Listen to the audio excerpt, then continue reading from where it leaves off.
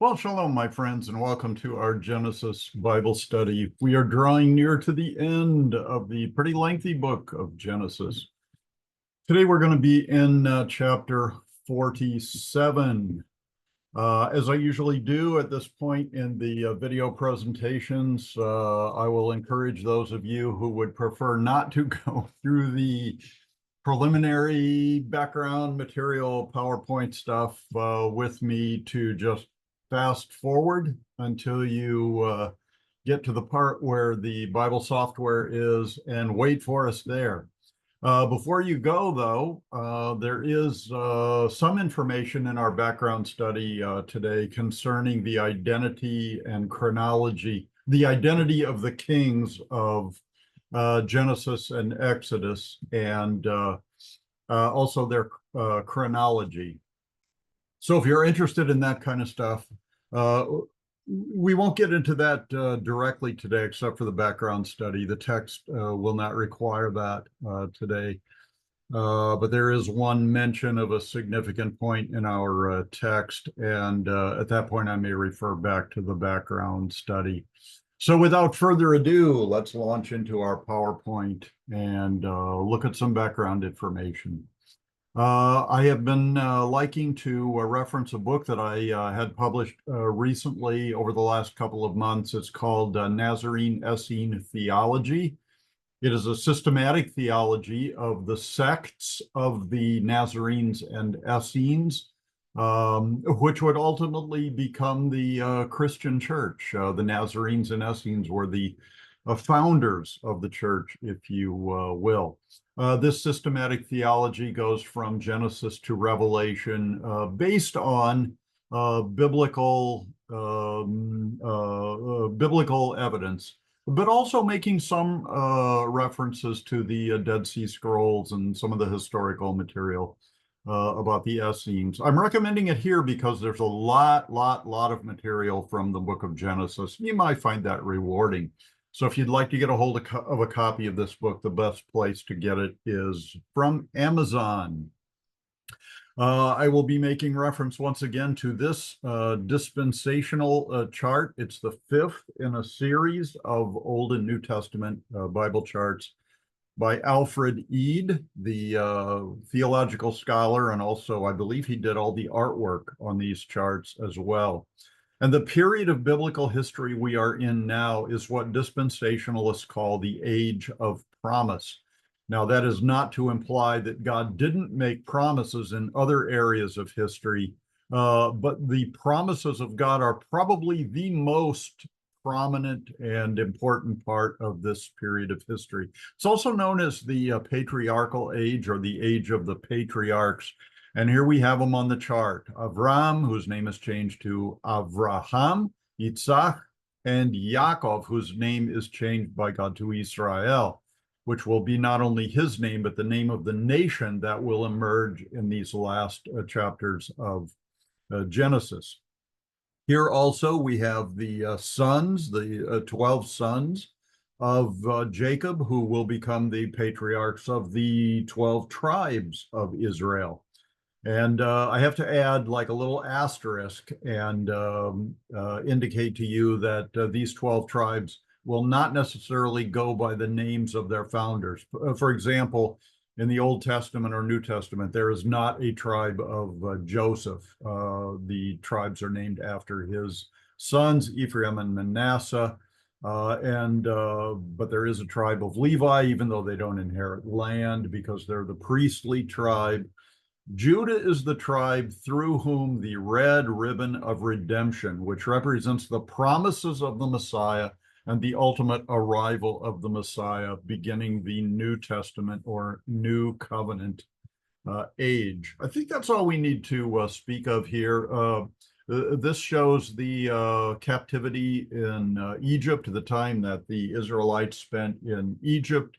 The Exodus does not come at the end of Genesis, but at the beginning of, I think this says Exodus chapter 12. That comes in Exodus.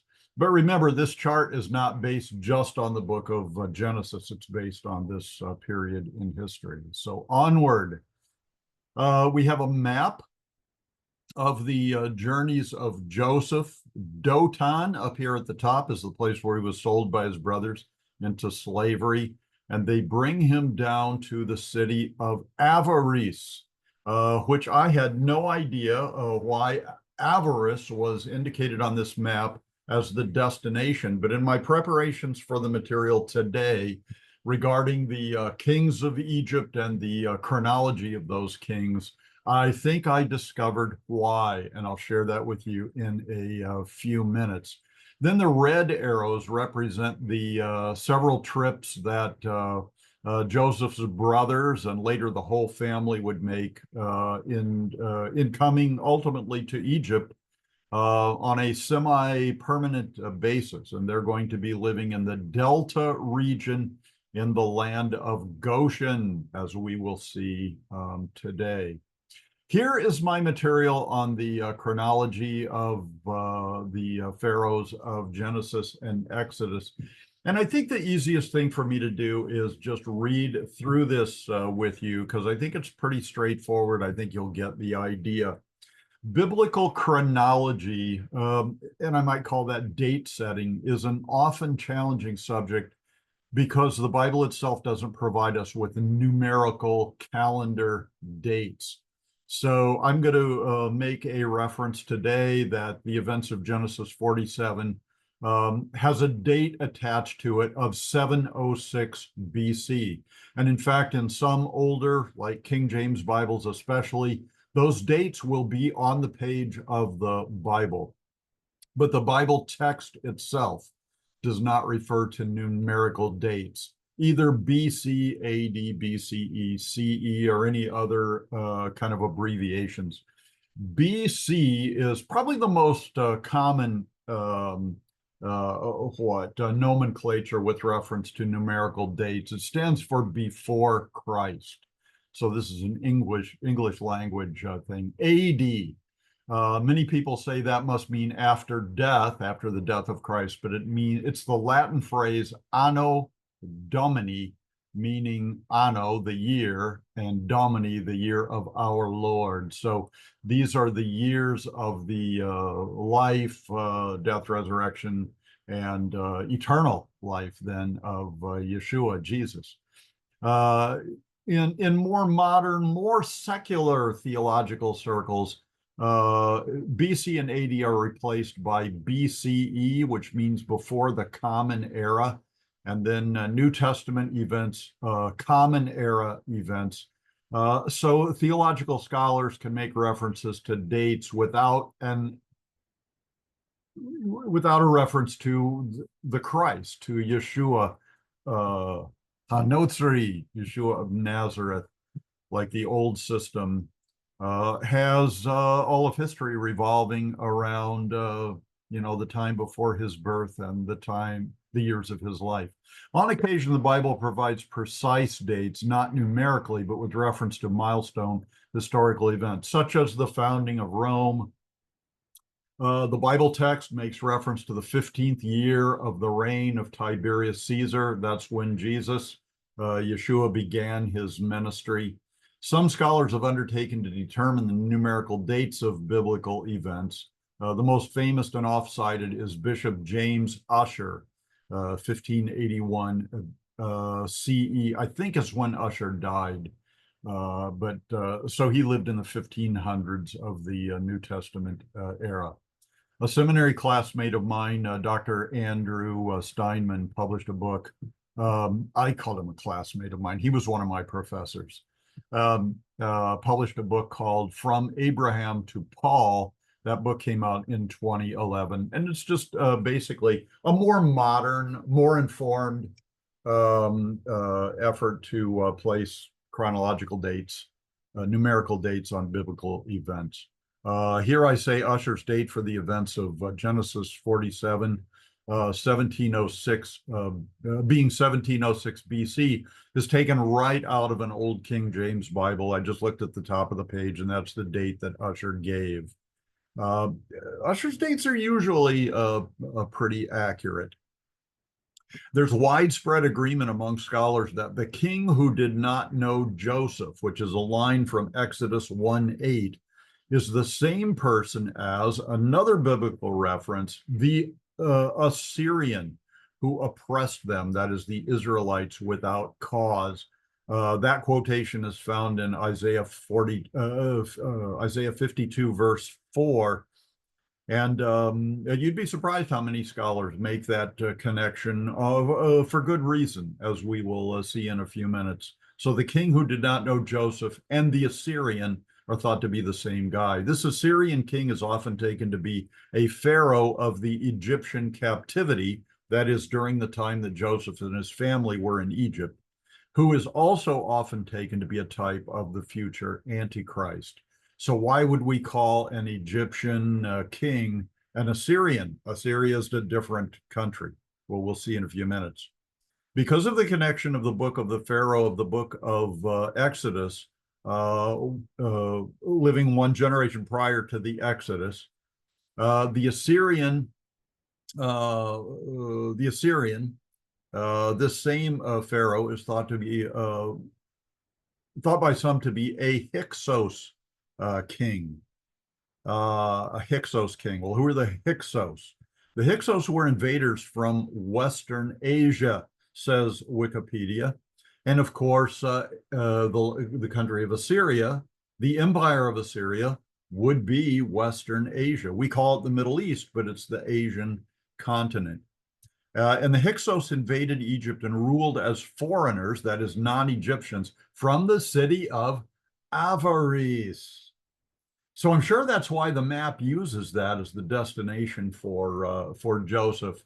But I don't know if their reasoning is completely accurate on this. So the Hyksos controlled the middle regions of Egypt and the Nile Delta from 1650 to 1550 BC. So these dates, the 1650 date, according to Ussher's chronology, would be 1650 to 1706 BC would be, what would that be, 150 years? 1650? No, only 50 years would be the beginning of their rule, 15 years after the events of Genesis 47, which is the arrival of the entire family of Joseph in the land. So 50 years later, the Hyksos take over. Bishop Ussher gives the date of the Exodus as 1491 BC. So what would that be? 200 and 150 years after that, I guess. Modern scholars place the time of the Exodus in the 1200s, and here's why, which is 300 years after the Ussher more traditional dating. So why would they say it happened 300 years later? That's kind of a big a big difference, because they assume that the city of Ramses, which is mentioned in Exodus 1:11, was named after the Pharaoh who required the enslaved Israelites to build it. However, in Genesis 47:11, which is a text that we will look at today, we see the following phrase: the land of Egypt, in the best of the land, in the land of Ramses. This is talking about Goshen, but it calls the land of Ramses. So what do we learn from that? We learn that the name Ramses, as far as cities are concerned and as far as like districts in Egypt was concerned, was in use long before the life of Ramses, who died in 1213 BC. So we're seeing the use of Ramses geographically in 1706, which would be like 500 years prior to Ramses' life and death. So that's all I have for you as far as the preliminary material is concerned. So let's go ahead and jump into our Bible software and study Genesis 47. Then Joseph went and told Pharaoh and said, my father and my brothers, their flocks and their herds and all that they possess have come from the land of Canaan. And indeed, they are in the land of Goshen. Now, one of the instructions that Joseph had given his brothers and his dad was that when they are introduced to Pharaoh, they should make it very clear to him that they were shepherds, they were keepers of livestock. And he wanted them to do that because the Egyptians considered shepherds to be a very low class of people. And I think the text even says an abomination to the Egyptians. So they would be kind of outcasts of Egyptian society. But I think God probably gave Joseph some insight into the fact that that God wanted the Israelites to be considered outcasts by the Egyptians, so they wouldn't intermingle with the Egyptian people, wouldn't intermarry with the Egyptians, wouldn't live among them, but would live in kind of an isolated place. And that place turned out to be the land of Goshen.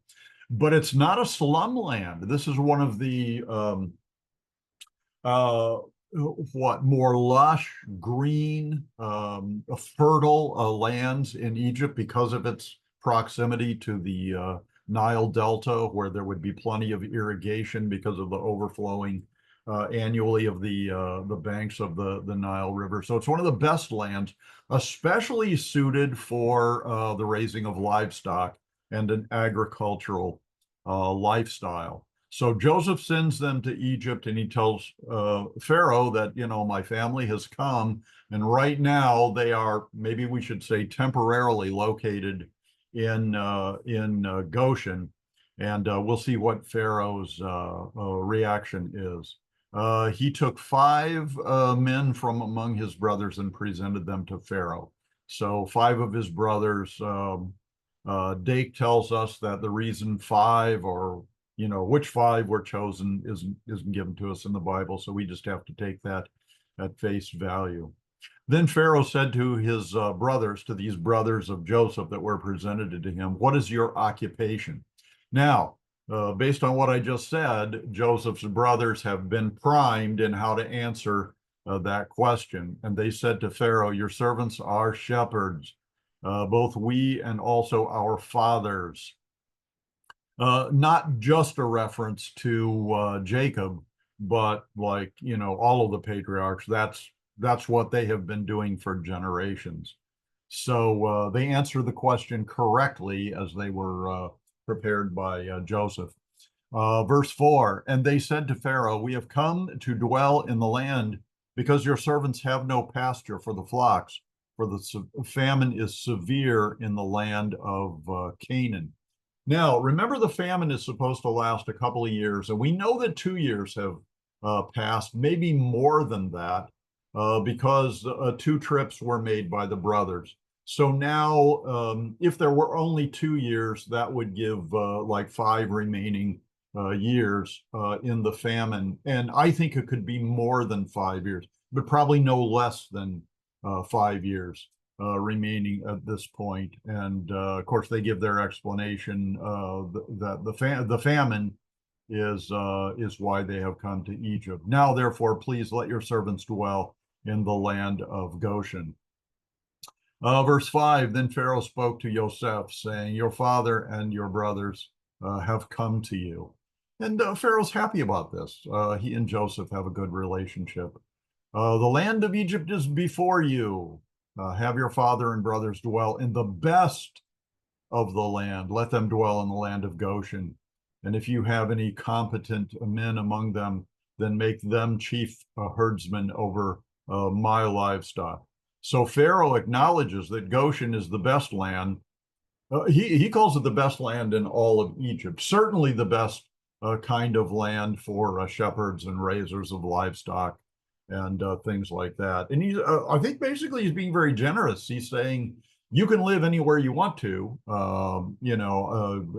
pick a land of your choosing, but the best land is Goshen. That's where I think you ought to go. That's where Joseph wants them to go. I think that's where God wants them to go. And also because of the fact that the shepherding business is an abomination to the Egyptians, Pharaoh makes another offer, and that is, and it's not that Egypt didn't have shepherds. Obviously, they did, because livestock is being raised in Egypt, and Pharaoh himself has livestock as his property and possession. But first of all, he knows that God is with Joseph and assumes God is with his family. So he wants Israelites to be the shepherds of Pharaoh's flocks and herds because he wants God's blessing. But also, I think it has to do with this idea that it's an abomination. So to ask, high-class Egyptians to do the menial work of raising flocks and herds is something that Pharaoh doesn't want to do. So if you've got some Israelites who do it anyway, then that would be an opportunity for Egyptians not to have to do that work. Verse 7. Then Yosef brought in his father Yaakov and set him before Pharaoh. And Pharaoh and Yaakov blessed Pharaoh.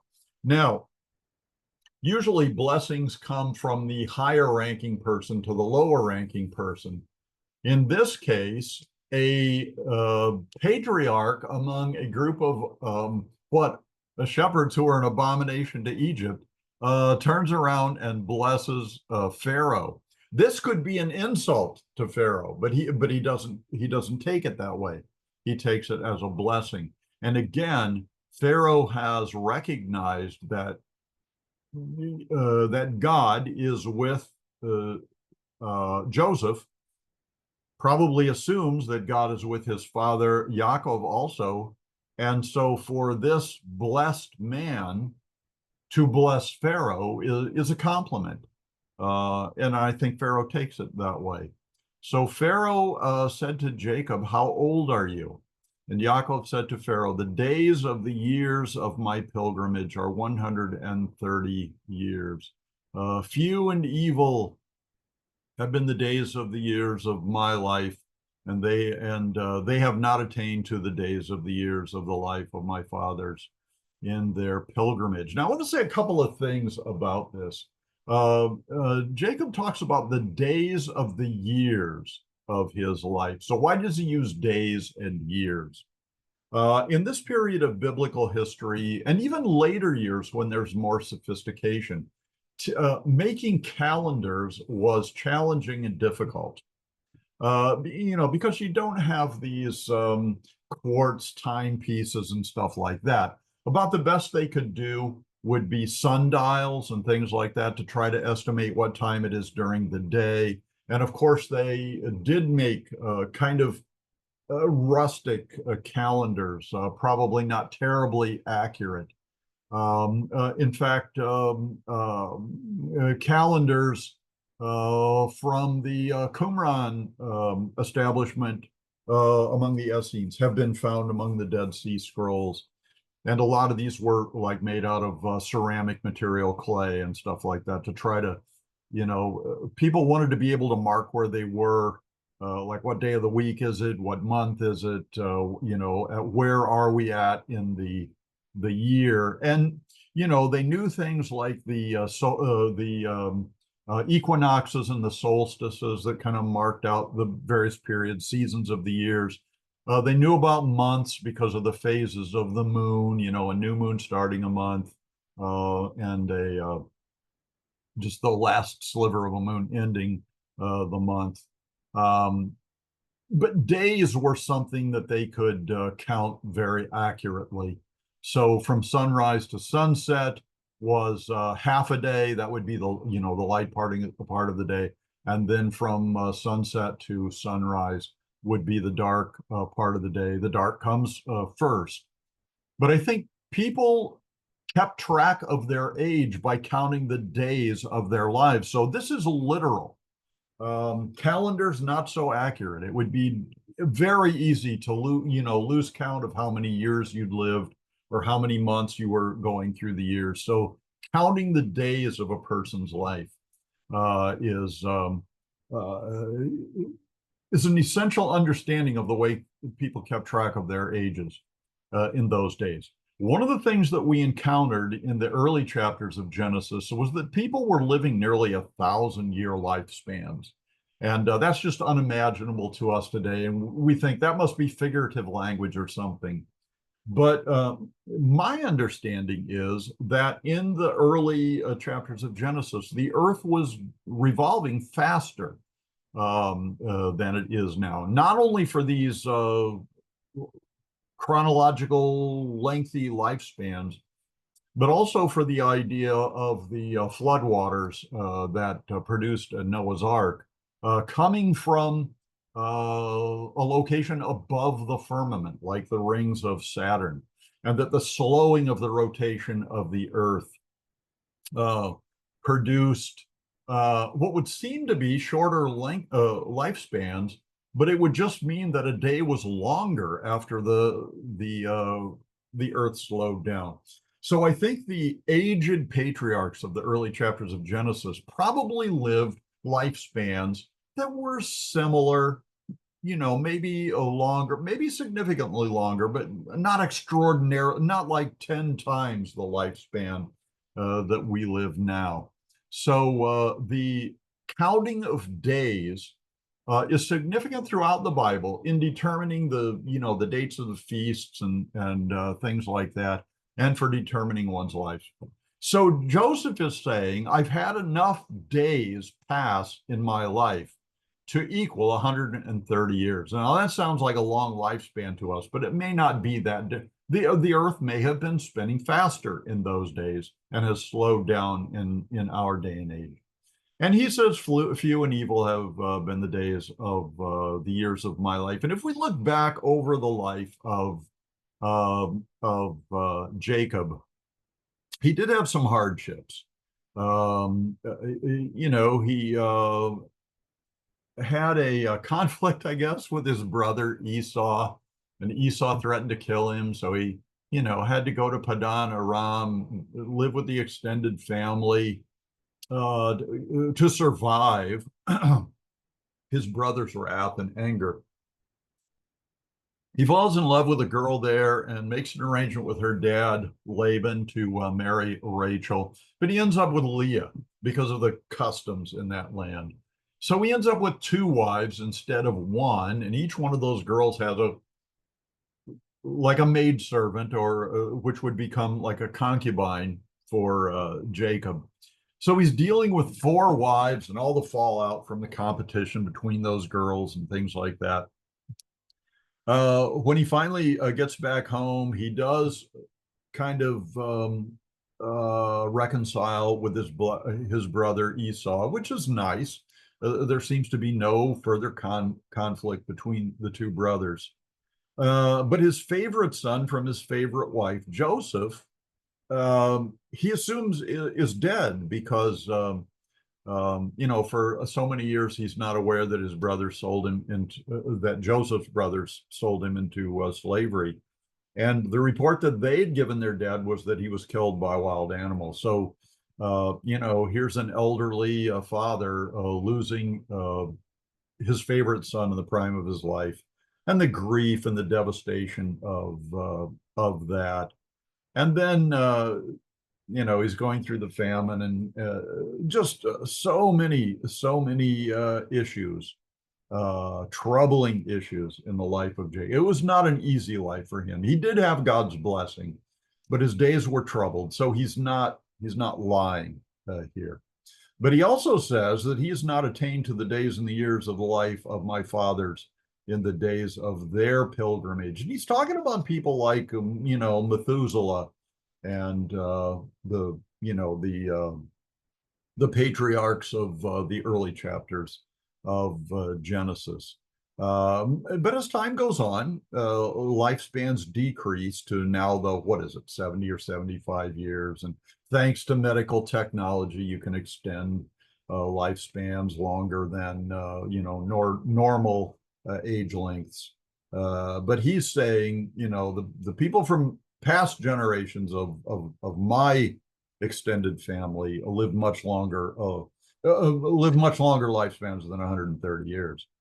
So Yaakov blessed Pharaoh and went out from before Pharaoh. So Jacob blesses him and asks God to, take care of and provide for and protect the Pharaoh. It's a nice thing. Unusual that the lesser blesses the greater, at least as far as politics is concerned. From God's perspective, Jacob is way better than Pharaoh.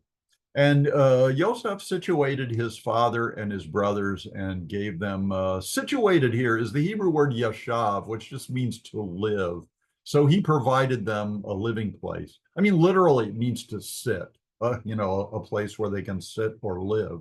And that's Goshen. So he just established living quarters for his fathers and his brothers, and he gave them possession in the land of Egypt, in the best land, in the land of Ramses or Ramesses, as Pharaoh had commanded. Now, I think this is the first mention of the land of Ramses.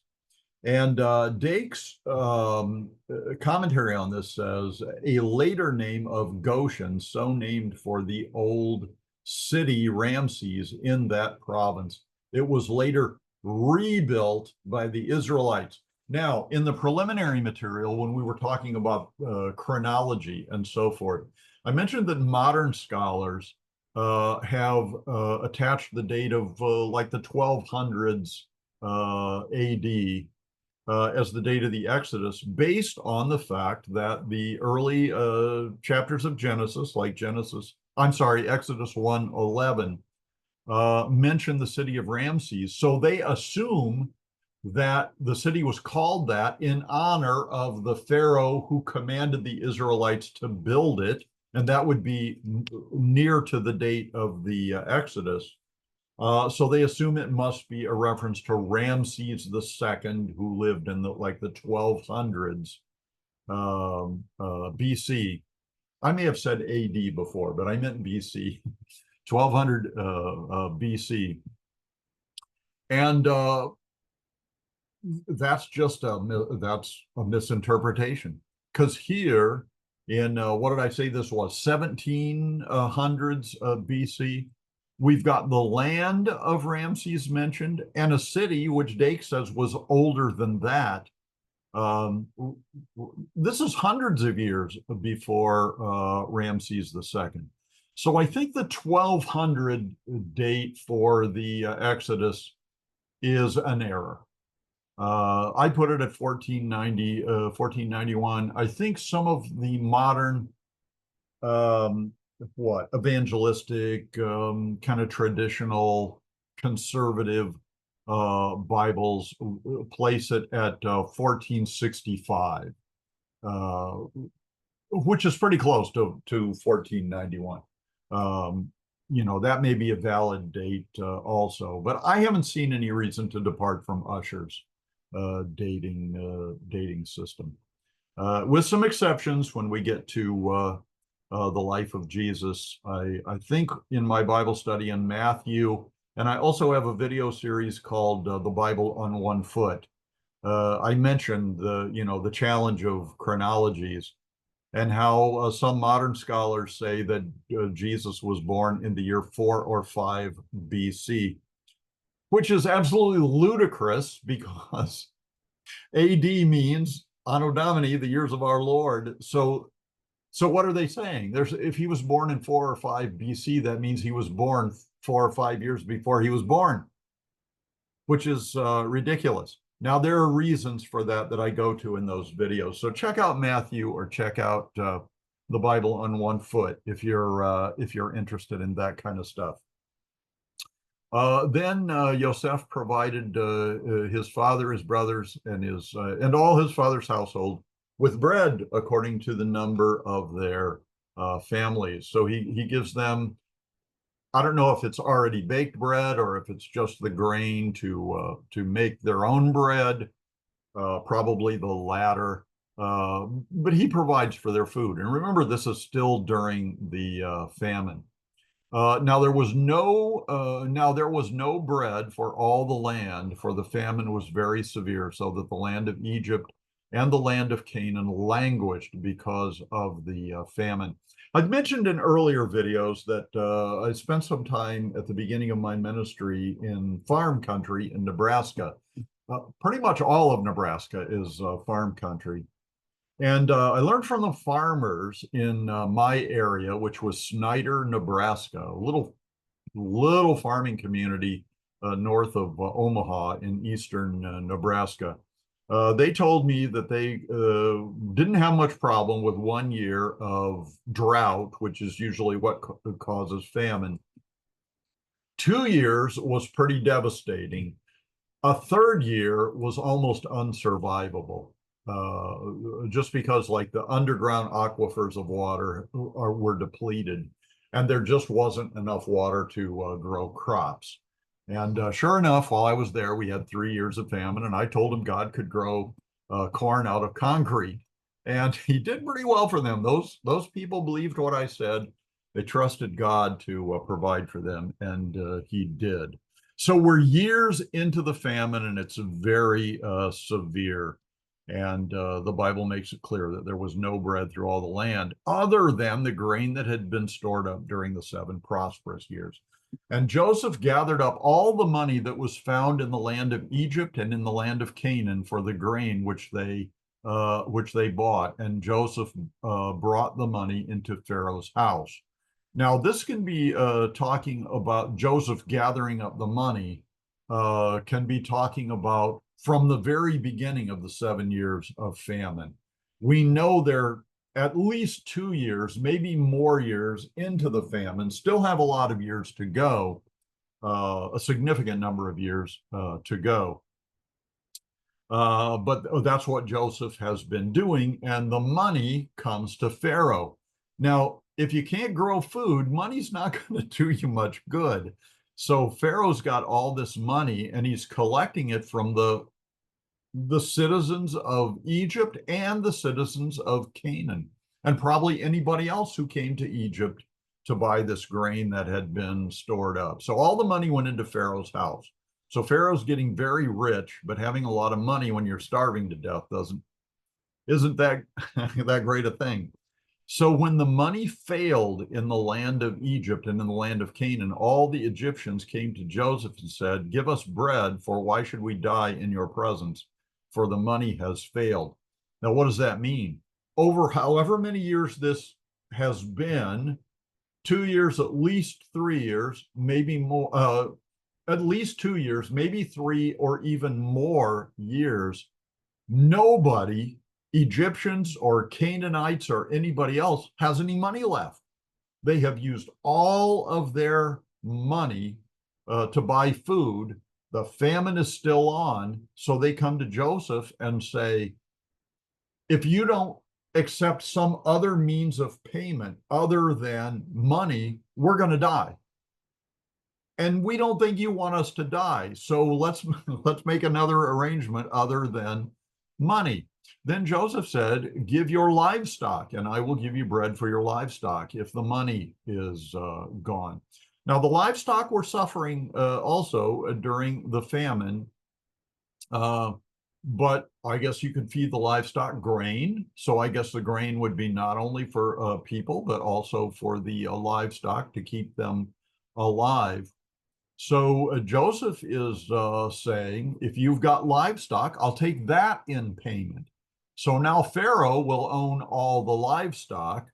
And of course, that takes away a financial resource for the people, but at least they'll have food and they will survive. So they brought their livestock to Joseph, and Joseph gave them bread in exchange for horses, the flocks, the cattle, the herds, the donkeys. Thus, he fed them with bread in exchange for their livestock this year. So these are not only like milk cows and the kind of beef or whatever that you can butcher and eat or receive dairy products from them, but it's all kinds of animals. So whatever kind of animals they had, donkeys and stuff, they take the donkeys and give you food. When that year ended, they came to him the next year and said to him, so we don't know exactly how many years they were giving Joseph money for food, but the money ran out. So for the next year, they give him livestock. So when that livestock paying year came to an end, they came to him the next year and said, we will not hide from my lord that our money is gone. My lord also has our herds and livestock. It's bahema, which bahema is the Hebrew word from which we get behemoth. So these are larger animals. The herds, what do we have here? A mikne, which really just means possessions, like livestock possession. But these are probably smaller animals like sheep or goats. So they had small animals, they had big animals. The Pharaoh got them all. They say there's nothing left in the sight of my Lord but our bodies and our lands. So they've given money. Now they've given livestock for a year. They're out of livestock. So they say to Joseph, why should we die before your eyes, both we and our land? Buy us and our land for bread, and we and our land will be servants of Pharaoh. Give us seed that we may live and not die, that the land may not be desolate. Now, when I read this, I thought this reference to seed must mean, since it's a time of famine, and seed's not going to do them any good if they just, plant it in the ground and there's nothing to water it, and no nutrition for it. I thought this must be a reference to human seed. In other words, keep us alive so we can have children to preserve the human race in this region of the earth. But that's not what it's talking about.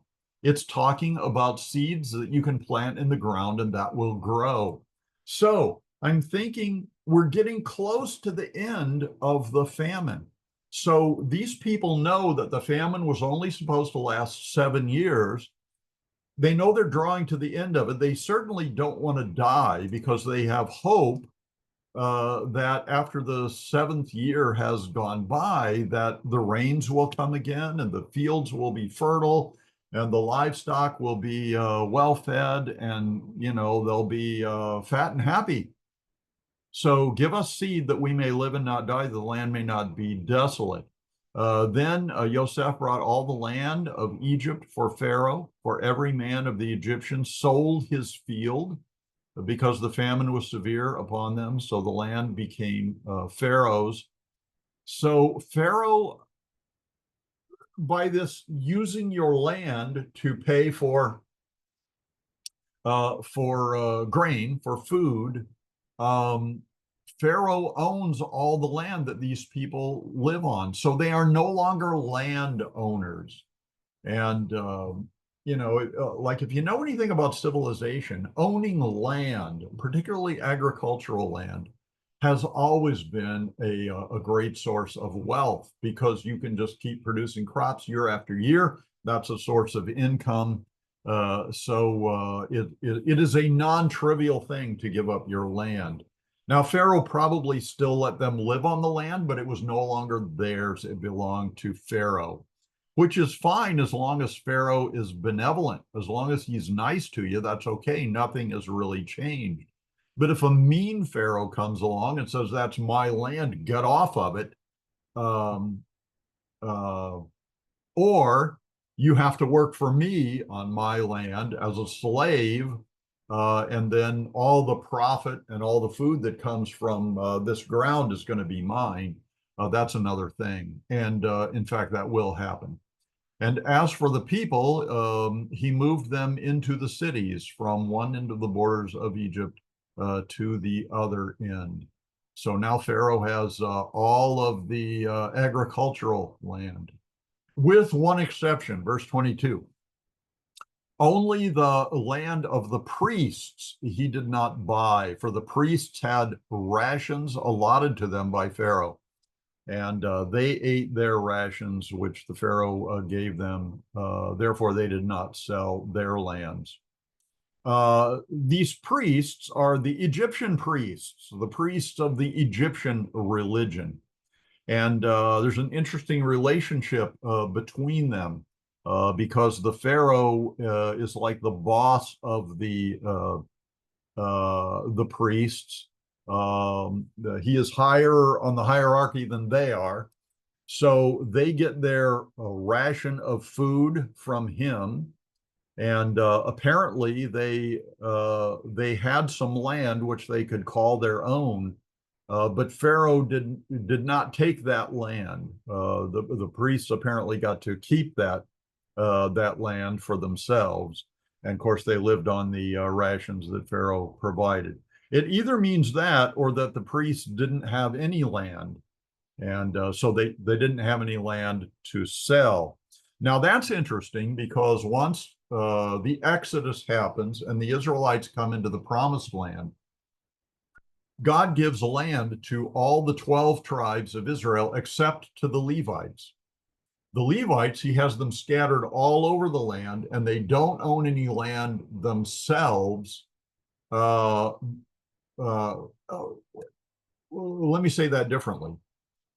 They do have land where they can live and work, including agriculture, but they don't have a tribal region like the other tribes do. So the Levites don't all live in one region of the promised land, called the tribe of Levi, because the tribe of Levi are the priests. It's the priestly tribe, those who serve in the worship of God, and they're scattered all over the land. Correcting myself from before, they are allowed to live on pieces of ground, but those are like personal. It's not tribal land. It's personally owned land, or they can live in the cities, where they do their ministry. So there's that. Okay, verse 23. Then Yosef said to the people, "Indeed, I have brought you and your land. I have bought you and your land this day for Pharaoh. Here is seed for you, and you shall sow in the land." And this is how I know that the seed they referred to in the verse prior is not human seed, but it's agricultural seed to be planted in the land. And I think this gives us a hint that the 7 years of famine are almost over with, because Joseph gives them seed to plant, not just seed to eat, but seed to plant. So they can start the agricultural life of Egypt and the surrounding territories. They can start that over again. And it shall come to pass in the harvest that you shall give 1/5 to Pharaoh. So Joseph is giving them this seed. He's given it to them for money, for livestock, for land, and for their own freedom. They have sold their freedom to Joseph to give to Pharaoh. So they don't have anything left to give. So in the hopefully prosperous years to come, Joseph is giving them seed, and he makes a new deal with them. And the new deal is go ahead and grow crops on what is now Pharaoh's land, you being his slaves, and you get to keep 4/5 of the profit from the crops and from the livestock, but 1/5 will go to Pharaoh. This is kind of an ancient way of sharecropping. So actually, this is a pretty good deal for the people of Egypt and Canaan and surrounding areas who are slaves, and they don't own any land anymore, and they don't even have their own freedom. This is kind of giving them freedom, kind of giving them an income and some land they can work, so they can get back on their feet again, maybe buy back some land, become landowners once again. But for the foreseeable future, Pharaoh will take 1/5 of the profits, 20% shall be Pharaoh's. Pharaoh's going to get rich that way, but the people are going to have some income and they can put their lives back in order. So 4/5 shall be your own as seed for your field and for your food, for those of your households, and as food for your little ones. So they said, "You have saved our lives, Joseph and Pharaoh, who you represent. Let us find favor in the sight of my Lord, and we will be Pharaoh's servants." The word is Eved, which does mean servant, but it also means slaves. Now, Bible readers make a big deal out of the fact that the Israelites were slaves in Egypt. They usually say 400 years. It wasn't that long. It was only 215 years, but that's long enough. But who put them into slavery? Joseph did. And he was representing Pharaoh, so Pharaoh indeed put them into slavery, but Joseph was his instrument. So the brothers sold Joseph into slavery. Then Joseph sold them into slavery. And it was for their survival, and they did it willingly. But the one who made the Israelite slaves was Joseph. And it's kind of an eye for an eye and a tooth for a tooth. You sold me into slavery, I'm selling you into slavery. But it's for your survival. So Joseph has no animosity towards his brothers. And the entire extended family, the generations of Israelites.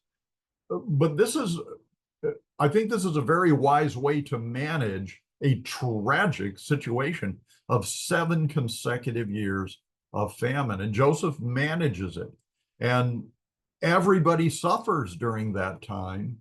The people lose all their money, all their livestock, all their lands, and their freedom, but they're alive. And Joseph provides them with a way by, paying 20% to Pharaoh that they can get their lives back on track.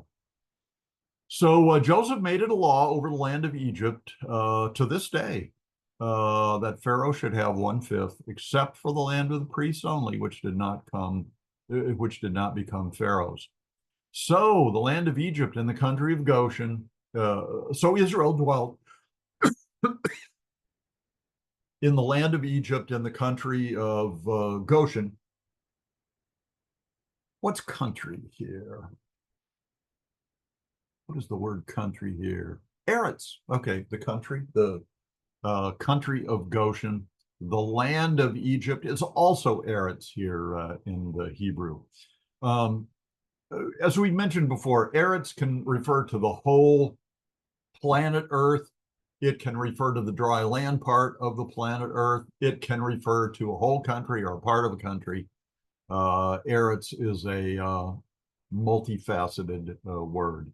So they dwelt in the land of Egypt and the country of Goshen, and they had possessions there, and they grew and multiplied exceedingly, which was God's plan in fulfillment of his covenant. Remember the covenant with Abraham, and then Isaac, and then Jacob was that God would grow them from just one individual and from an extended family into a nation-sized group of people.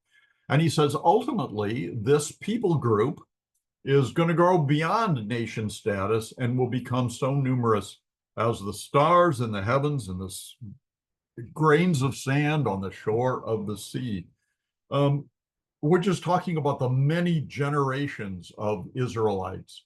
So a nation consists of a nation on one day in history consists of one generation of people.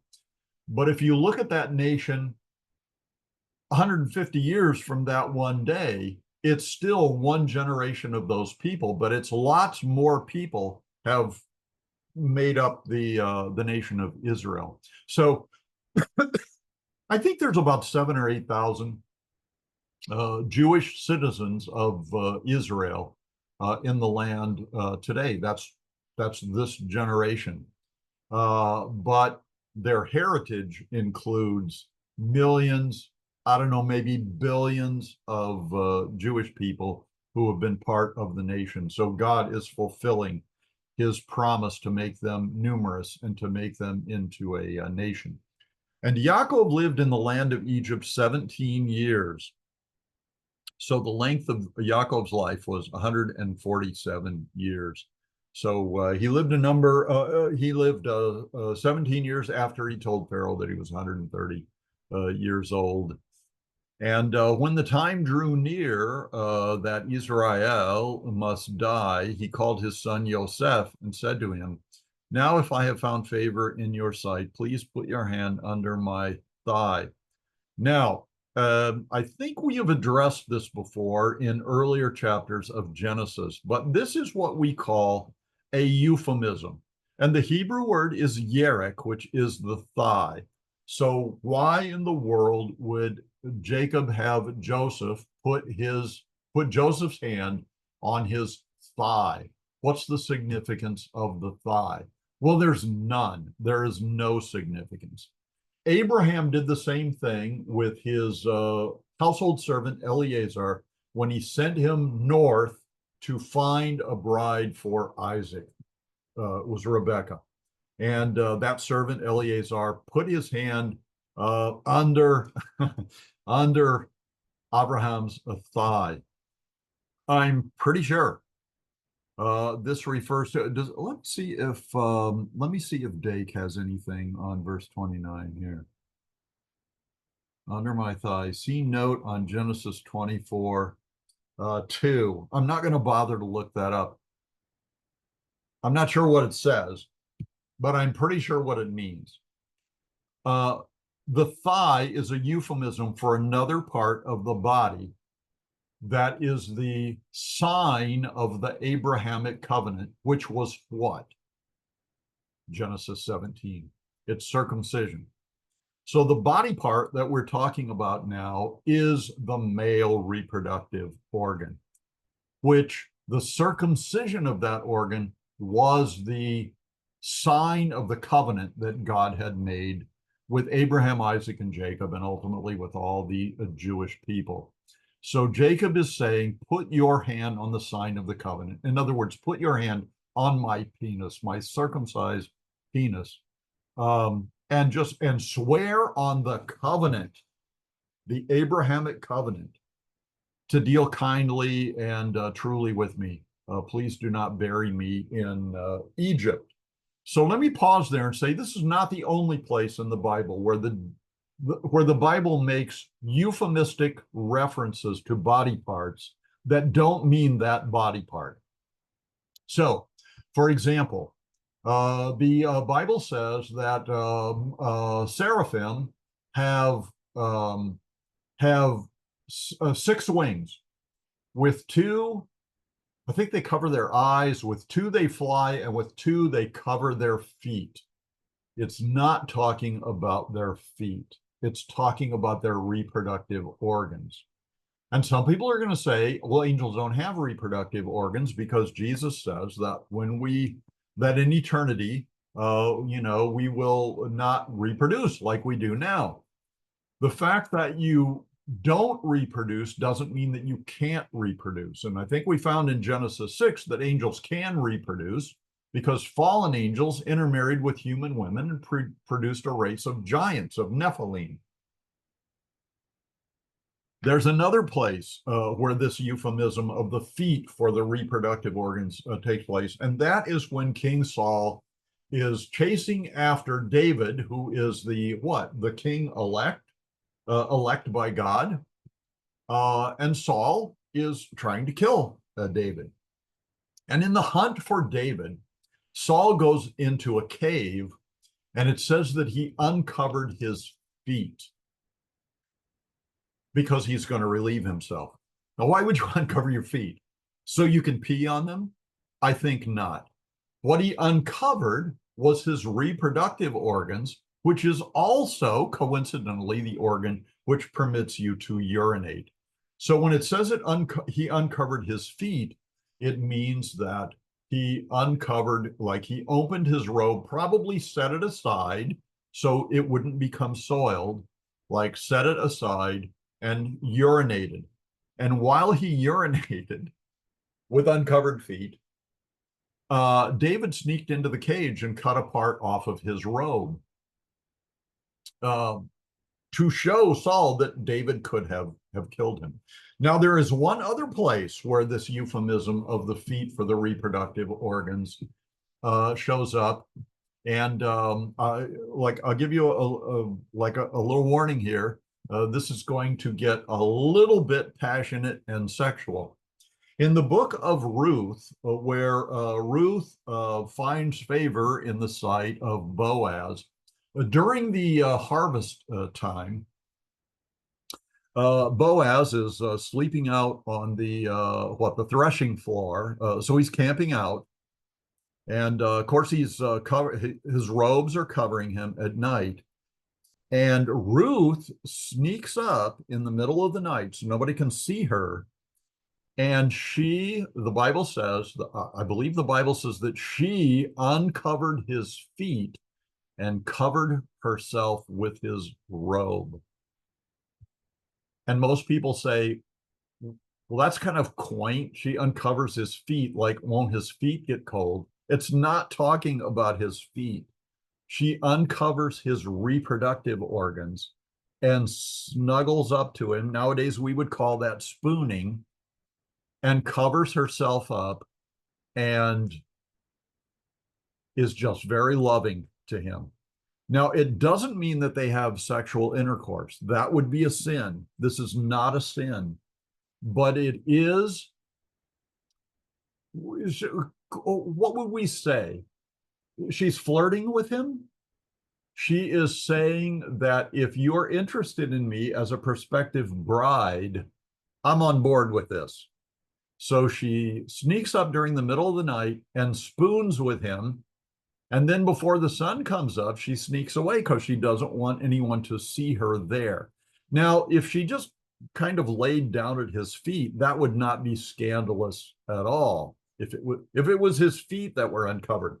But if it's what was really uncovered and she is under his garment spooning with him in a sexually permissible way, that would be scandalous. That would be scandalous. And so she sneaks away. So yeah, references to feet, references to the thigh.